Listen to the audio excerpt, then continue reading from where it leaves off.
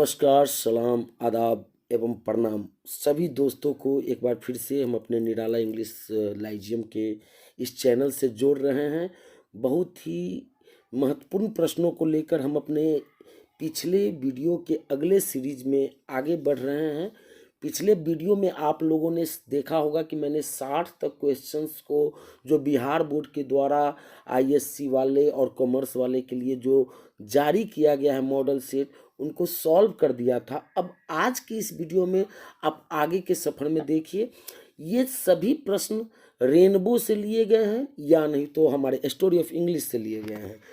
तो अगर आप गौर से देखिएगा, एक एक क्वेश्चंस का आंसर आपके सामने हम याद दिला देंगे कि आखिर ये क्वेश्चन लिया कहाँ से गया है और आखिर इसका ये जवाब यह होगा तो कैसे होगा।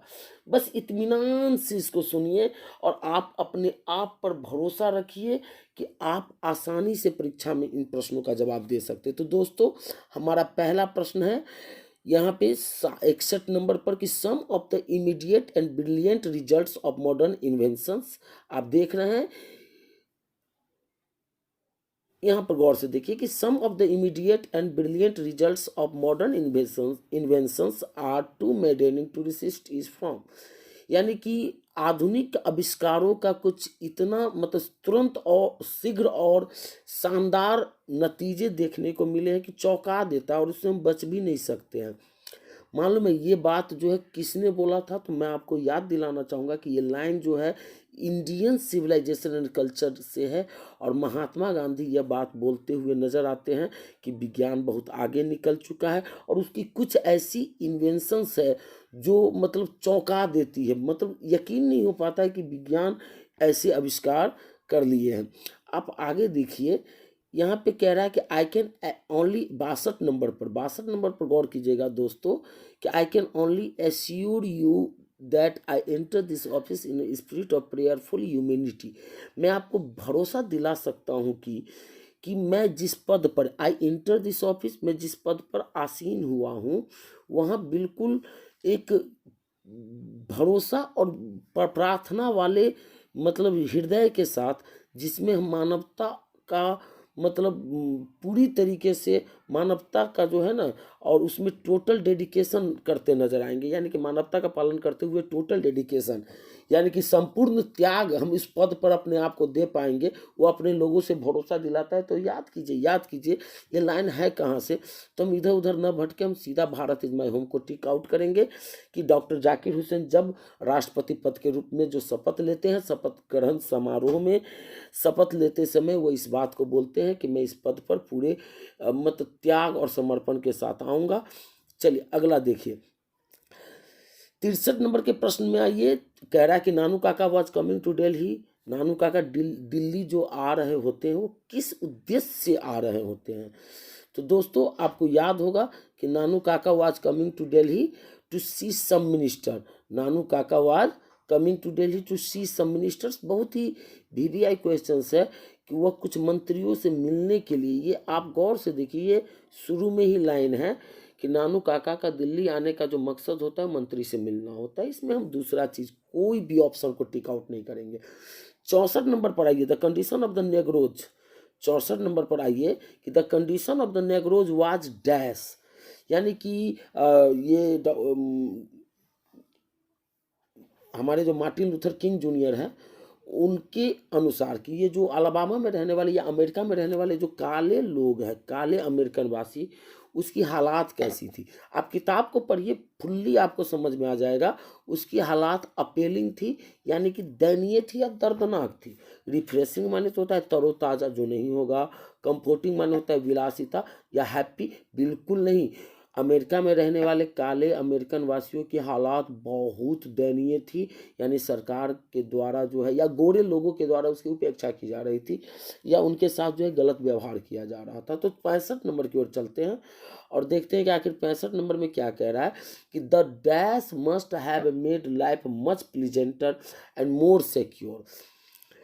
ये लाइन जो है ना, मतलब कौन ऐसी चीज जो थी उसके आविष्कार ने मतलब मानव के जीवन को, यानी शुरुआती मानव के जीवन को क्या बना दिया, तो मतलब बहुत ही सुखद बना दिया और बहुत ही सुरक्षित बना दिया। तो यहाँ पे हमारे पास 4 ऑप्शन में, यानी कि ईटिंग हैबिट्स है, टेमिंग ऑफ डोमेस्टिक एनिमल्स है, और आगे है किलिंग पीपल या एजुकेशन। तो देखिए मतलब यहाँ पे जो सही जवाब होगा, आपको लग रहा होगा कि यहाँ पे हम ईटिंग ईटिंग हैबिट्स को मानते हैं, या किलिंग पीपल को मानते हैं, या टेमिंग ऑफ ये, या एजुकेशन।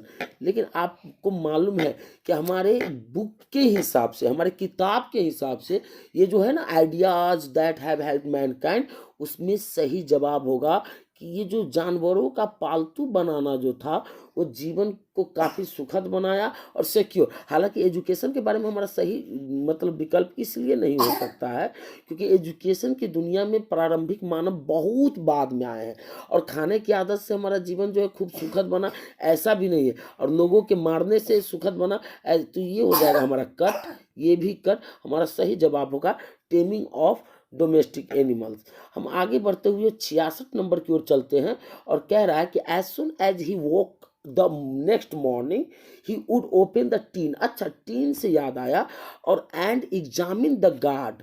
ओ गार्ड, ये जो गार्ड है यानी कि कद्दू। आप कद्दू से तो पहले नंबर में पकड़ लीजिए कि ये कद्दू वाली कहानी कहाँ से ली गई है।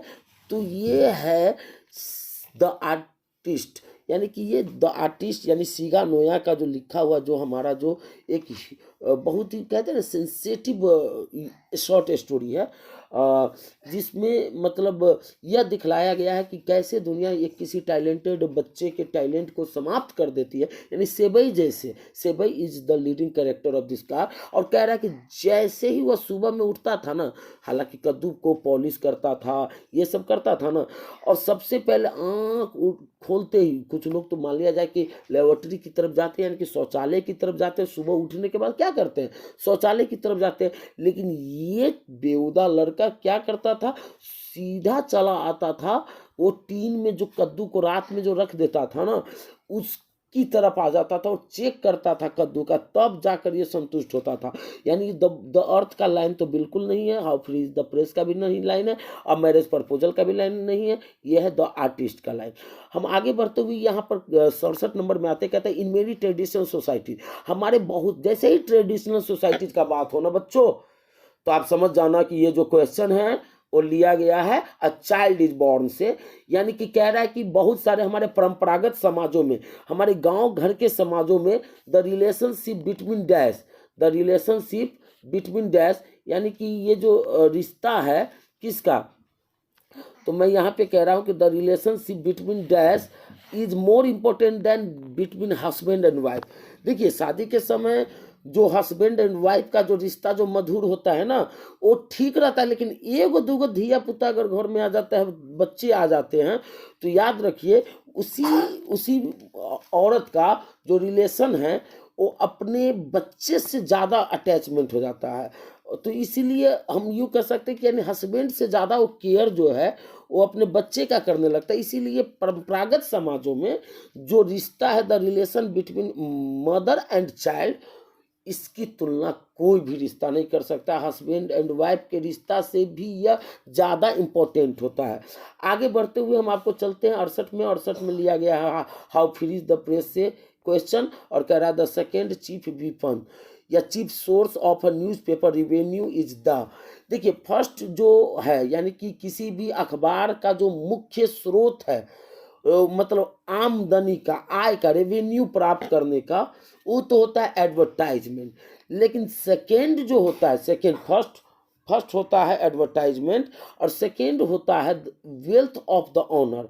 गवर्नमेंट भी नहीं होता है, राजनेता भी नहीं होते, पॉलिसीज भी नहीं होता है, लेकिन जो अखबार के कंपनी के मालिक का जो धन है ना, वो भी उसके रेवेन्यू यानी कि न्यूज़पेपर के आमदनी का एक दूसरा जरिया होता है। फर्स्ट चीफ सोर्स नहीं होता है। First chief source of newspapers revenue is advertisement, यानी कि प्रचार से आने वाला। लेकिन सेकेंड जो चीफ सोर्स है वो है वेल्थ ऑफ ऑनर। कह रहा for the next 4 or 5 years, यानी कि Benjy went on creating more houses for more hands is from, यानी अगले 4-5 वर्ष जब वो मुर्गी पालन व्यवसाय में रहा, तो उसके बाद जो है ना मतलब उसका धंधा चलने लगा बेंजी का, और उसके बाद वो 2 3 4 जो है मुर्गी के लिए हाउसेज और बनाए। यह लाइन कहाँ से लिया गया है? तो दोस्तों मैं आपको याद दिला देना चाहता हूँ कि ये मुर्गी पालन, ये बेंजी, ये सारे कैरेक्टर जो है ना द अर्थ के हैं। आप याद कीजिए द अर्थ के, बाकी कोई सही जवाब नहीं होगा, न अ मैरिज प्रपोजल, न अ चाइल्ड इज बॉर्न, और न ही हाउ फ्री द प्रिंस। हमारा सही जवाब है द अर्थ।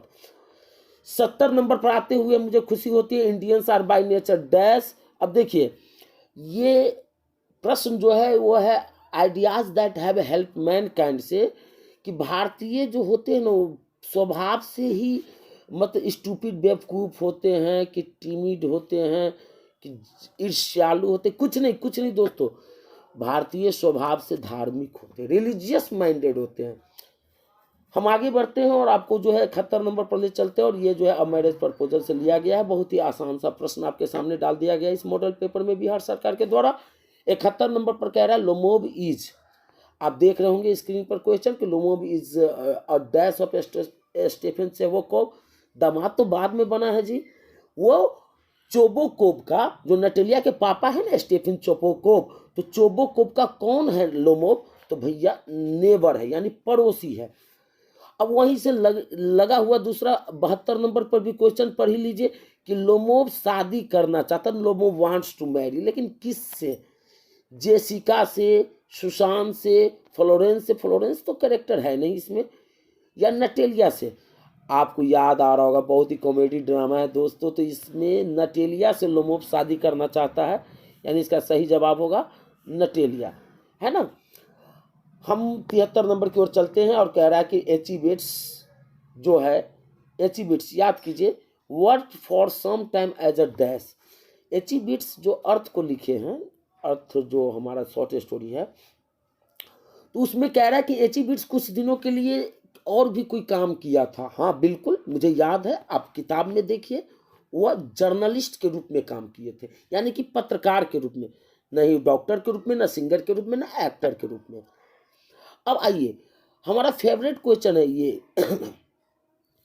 कि बांग्लादेश में, बांग्लादेशी समाज में जो बड़ी बहू होती है घर की, वो सारे घर के बच्चे को, यानी अपनी छोटी बहू, यानी छोटी जो होती है, मतलब 2 3 बहुएं होती है, जिनमें सबसे बड़ी वाली जो होती है ना, वो बैठकर सारे बच्चों को एक साथ बैठाकर जो ना एक प्रकार के परियों की कहानी सुनाते हैं। यानी कि उस परियों की कहानी का नाम पूछ रहा है कि बांग्लादेश में उन परियों की कहानी को क्या कहा जाता है। तुपथोक्का कहा जाता है, या कैंथोक्का कहा जाता है, या जुपथोक्का कहा जाता है, या रुपथोक्का। बिल्कुल गलत, ऊपर का तीनों ऑप्शन गलत, और आपका सही ऑप्शन सबसे लास्ट में है, यानी कि बांग्लादेश में परियों की कहानी को जो बड़ी बहू जो है अपने छोटे छोटे बच्चों को बैठाकर, घर के सारे बच्चे को बैठाकर जो उन कहानियों को सुनाती है, उनको रुपथोक्का कहा जाता है। 75 नंबर में हम चलेंगे दोस्तों, which state does Martin Luther King Junior want to see as a, which state does Martin Luther, यानी कि Martin Luther King Junior want to see as a developed state, यानी कि अमेरिका में जो 50 राज्य है, मार्टिन लूथर 50 राज्य में से किस राज्य को जो है ना एक डेवलप्ड स्टेट के रूप में देखना चाहते हैं, एक डेवलप्ड यानी कि विकसित राज्य के रूप में देखना चाहते हैं। तो जहाँ का वो खुद रहने वाला, और जहाँ नेग्रो की संख्या ज़्यादा है, नेग्रो माने कि काले अमेरिकन वासी, यानी कि उस स्टेट का नाम है, मैं 2 बार टिक मार दिया, अलाबामा। बाकी अलास्का, टेक्सास और शिकागो, इन सबों से कोई मतलब नहीं है। दोस्तों आप हिम्मत मत हारिए, मैं आपको विश्वास दिलाता हूं कि आप जो है बेहतरीन तैयारी कर सकते हैं, और तैयारी तो मतलब आपकी इतनी बेहतर हो जाएगी, सिर्फ गौर से सुनिए, आप कितना भी ध्यान लगाकर जो है ना मतलब घर पर रहिएगा, और ऐसे 2 4 वीडियो आपके लाइफ को बदल सकता है। दोस्तों हम 75 से अब 76 नंबर की ओर चलते हैं, यानी कि 76 में जो मेरा प्रश्न है वो एक लाइन लिया गया, O how feeble is man's power. ये जो लाइन है कि मतलब can't add another hour nor call recall lost hour, ऐसा करके कि मनुष्य की शक्ति जब कमजोर पड़ जाती है तो वो गुजरे हुए पलों को ना वापस ला सकता है, ना ही अपने जीवन में अगला लम्हा खूबसूरत जोड़ सकता है। ये लाइन जो है ना बड़े ही भावुक अंदाज में जॉन डोने साहब अपनी बिलिव्ड यानी कि ये जो उनकी मासूका है ना उनको कहते हुए नजर आते हैं। यानी कि ये जो लाइन है ना ये फायर मतलब जॉन डोने का संबंध तो sweetest love I do not go से, फायर हिम से तो है नहीं, स्नेक से है नहीं, सॉन्ग ऑफ माई सेल्फ से है नहीं, तो क्यों ना हम तीनों के एक ही साथ कट कर दे और ऊपर वाले का जो हम सरकार बना दे। चलिए आगे बढ़ते हुए हम आपको बता देना चाहते हैं कि who decided to kill the snake, सांप वाले जो पोयम है स्नेक उसमें कौन सांप को मारना चाहा या मारने का फैसला लिया। तो द पोएट्स फादर मतलब कवि के पिताजी का तो कोई जिक्र ही नहीं है। द पोएट हिमसेल्फ या द पोएट फ्रेंड्स या पोएट्स ब्रदर उनका दोस्त उनका भाई उनके पिताजी, ऐसा कुछ नहीं है दोस्तों। एक्चुअली में कवि खुद जो है सांप को मारने के लिए एक लकड़ी का लॉग माने लकड़ी का छोटा सा टुकड़ा उस पर चला दिया। चलिए आगे बढ़ते। I celebrate my self and Singh my self, बहुत ही मतलब ये सब लॉलीपॉप क्वेश्चन है परीक्षा में देखते ही जो है ना कमो पढ़ा हुआ बच्चा जो है चाहेगा तड़ाक से दाग देगा। तो दोस्तों हम इस पर ज्यादा बहस नहीं करेंगे। I celebrate my self and Singh my self and what I assume you shall assume, ये जो लाइन जो आप देख रहे हैं ना ये प्रथम दो लाइन है, पहले स्टांजा से लिया गया लाइन है, वो भी सॉन्ग ऑफ माई सेल्फ का वाल्ट विटमैन के लिखा का। आइए अब दो लाइन को और देखिए, बहुत ही खूबसूरत का। Starving through the leafless wood dash runs scolding for their food. दोस्तों कह रहा है कि starving through the leafless wood, यानी कि ये जो दुनिया है ना वो बिल्कुल मर्सीलेस हो चुकी है। और वहाँ स्टार मन होता है भूखमरी। जब महंगाई ज़्यादा आती है ना तो मतलब दुनिया में एक अजीब सा माहौल आ जाता है। तो ये कह रहे हैं कि मतलब ये जो है ना मतलब कि जब पत्ता विहीन जंगल में मतलब भूखमरी की स्थिति आती है तो डैश, आप किताब को पढ़िए, हम तो यहीं पे टिक मार देते हैं, हम ज़्यादा घूमेंगे नहीं। गर्ल्स फेरीज बॉयज़ तो होगा नहीं, इसका सही जवाब होगा ट्रॉल्स। और ट्रॉल्स का मतलब है कि हमारे समाज में ऐसे बहुत सारे लोग हैं जो विक्ट एंड मतलब जिलियस प्रवृत्ति के होते हैं, जो हमें मार देना चाहते हैं, हमारे तरक्की को मार देना चाहते हैं, उसको हम ट्रॉल्स कहते हैं। इस पर हम विशेष बातें हम अपने एक्सप्लेनेशन वाले वीडियो में करेंगे। फिलहाल 80 नंबर की ओर चलते हैं। सीजन ऑफ मिस्ट एंड मेलो फ्रूटफुलनेस इज फ्रॉम, अरे याद कीजिए ये सीजन का जैसे ही जिक्र आया तो मेरे दिल में ये बात आ गई कि क्यों क्या गड़बड़ी अगर हम बोल दे कि ये ओ टू ऑटम का लाइन है। ओ टू ऑटम का ही लाइन है दोस्तों कि autumn is the season of mist, यानी कोहरा और गुद्देदार फलों से भरा मौसम होता है ऑटम। 81 नंबर में देख लीजिए कह रहा है कि who road songs for children, मतलब सॉन्ग्स फॉर चिल्ड्रेन जो कविताओं का संग्रह है उसको किसने लिखा। तो यहाँ पे हमारे पास चार ऑप्शन है, जॉर्ज हर्बर्ट, जॉन डोने और विलियम वर्ड्सवर्थ। हमने इस तीनों पर चला दिया बीच में, यानी कि ये हो गया कट कट कट। आपको मालूम है चिल्ड्रंस पोएट के रूप में जाने जाते हैं वाल्टर डेला मेयर, इसीलिए हम ये क्लियरली बता सकते हैं कि जो चिल्ड्रंस पोएट के रूप में जाने जाते हैं उसने ही लिखा। 82 नंबर की ओर चलते हुए मुझे खुशी मिलती है कि मैं 100 तक का आज क्वेश्चन को जो सॉल्व करने का प्रण लिया हूं, आप सिर्फ बने रहिए, 100 नंबर तक के ऑब्जेक्टिव को मैं डील कर देता हूं। 82 नंबर पर सीधा कह रहा है दोस्तों कि that there some corner of a foreign field that is for ever England. बस जुबान से निकल गया, क्योंकि ये ट्रू सोल्जर की कहानी है, सच्चे सोल्जर की कहानी है जो इंग्लैंड का सैनिक है और वह चाहता है कि अगर मेरी मौत अगर लड़ाई लड़ते हुए अगर किसी विदेशी सरजमी पर हो जाए तो बस एक इंसाफ करना, उसे उस जमीन को हमेशा के लिए इंग्लैंड के लिए मांग लेना, यानी कि हमारे देश के लिए मांग लेना, यानी जहां पे मेरा कब्र बनाया जाएगा उसको इंग्लैंड के लिए फॉर हम एवर हमेशा के लिए कर देना। दोस्तों आइए 83 नंबर पे कह रहा है कि his bro is deeply lined with thoughts, his head is highly doomed, यानी कि उसकी जो भौं, ब्रो माने होता है भौं, बहुत ही गहराई भरे विचारों से लाइंड यानी लकीरें उसकी खींची होती थी। और उसका जो सर था जैसे मानो कि एक ऊंचा सा गुंबद हो। Dash who is poet describing, केकरा बारे में कवि जो है वर्णन कर रहे हैं, किसके बारे में बता रहे हैं मालूम है। अरे वो मैकविटी के बारे में कह रहे हैं कि इतना बड़ा जासूस कैट था ये, सर तो निकला हुआ था गुंबद की तरह, और जहां पर भी रहता था ना उसके माथे की जो जो रेखाएं हैं, यानी कि रेखाएं, ऐसा लगता था उसका नेक्स्ट प्लानिंग उसमें छुपा हुआ है। The nearest tower, tower, tower of silence, याद आ गया, ये फायर हिम का लाइन है। और जब लेखक का पहला फर्स्ट बॉर्न बेबी जब मर जाता है, तो लेखक साहब जो है कहते हैं कि हमारा पर्शियन समाज का जो नियर टावर ऑफ साइलेंस है वो तो हजारों किलोमीटर दूर है। टावर ऑफ साइलेंस एक जगह होता है दोस्तों जहाँ पर पर्शियन डेड बॉडीज को डाल दिया जाता है। तो चूंकि वो भारत में रहते थे इसलिए इसने ऐसा बोला। दोस्तों 85 नंबर की ओर चलते हैं। He lifted his head from his drinking as cattle do. याद आ गया होगा, सांप जब पानी पीने के लिए अपना मुंह को लगा दिया स्ट्रेट माउथ, उस समय वो पानी पीते पीते वो अपने सर को ऊपर भी उठाया, लिफ्ट किया, उठाया अपने हेड को, पानी को, लेकिन ऐसे जैसे कोई मवेशी पीते हुए जो है ना थोड़ा सा जमाई लेता है, और वैग्यूअली, वैग्यूअली माने अस्पष्ट तरीके से। आपसे ये भी ऑप्शन पूछ सकता है कि वो किस तरीके से देखा, तो वैग्यूअली, और अस्पष्ट नज़र से देखा और फिर पानी पीने लगा। ये लाइन तो 110% गारंटी और कहीं का हो ही नहीं सकता, ये स्नेक का है।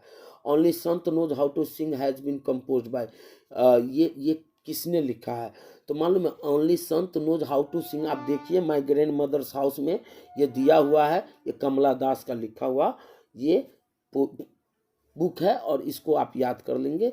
The poetess begs for dash for everybody, वहीं से लाइन है कि मतलब जो कवित्री है, कवित्री यानी कमला दास, आप याद कीजिए, कमला दास जो कवित्री है ना, वो दूसरों के दरवाजे पर जो है ना, मतलब अपने मुल्क से बाहर जाकर क्या है, अपने दादी माँ के घर को तो बहुत ही ज़्यादा मिस तो कर ही रही है, और दूसरे के दरवाजे पर जाकर, दूसरे के पास जाकर क्या चीज़ का भीख मांगती है, वो प्यार का भीख मांगती है कि मुझे बेगाने के दरवाजे पर, स्ट्रेंजर्स डोर पर भी कुछ कुछ प्यार मिल जाए। दोस्तों हम आगे बढ़ते हुए, हु वाज इन एव ऑफ द स्नेक, यानी मतलब कौन स्नेक से थोड़ा सा डरा हुआ है, मतलब फैमिली, नेबर्स या कलीग्स, यानी कि साथी लोग।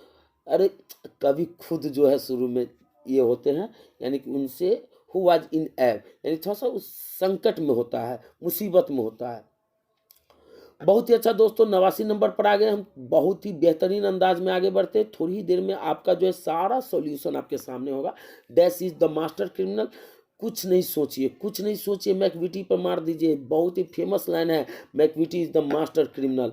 Rupert Brooke died of dash. अब आपको मालूम है कि रूपर्ट ब्रूक की उम्र मात्र 28 साल की उम्र में हो गई। 1887 में उनका जन्म हुआ था, 1915 में उनकी मृत्यु हो गई।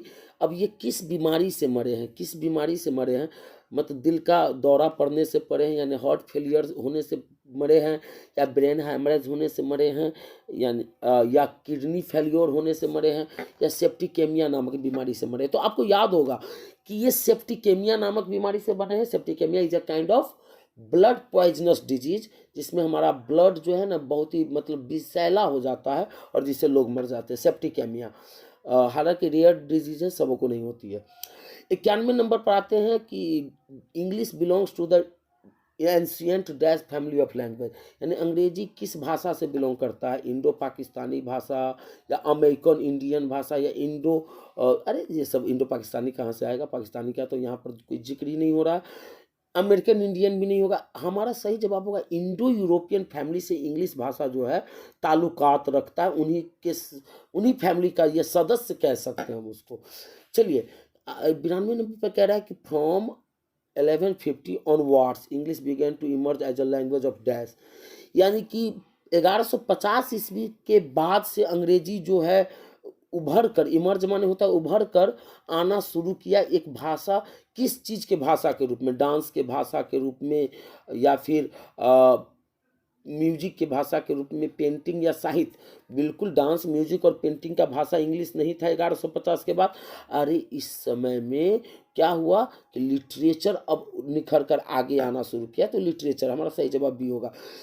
93 पर आते हैं, after the normal conquest, after the normal conquest के बारे में हम आपको बता देना चाहते हैं कि जैसे कि हम सभी जानते हैं कि 1066 ईस्वी तक जो है ओल्ड इंग्लिश पीरियड रहा, लेकिन 1066 ईस्वी के बाद डायरेक्ट 1150 से मिडिल इंग्लिश पीरियड जो शुरू होता है।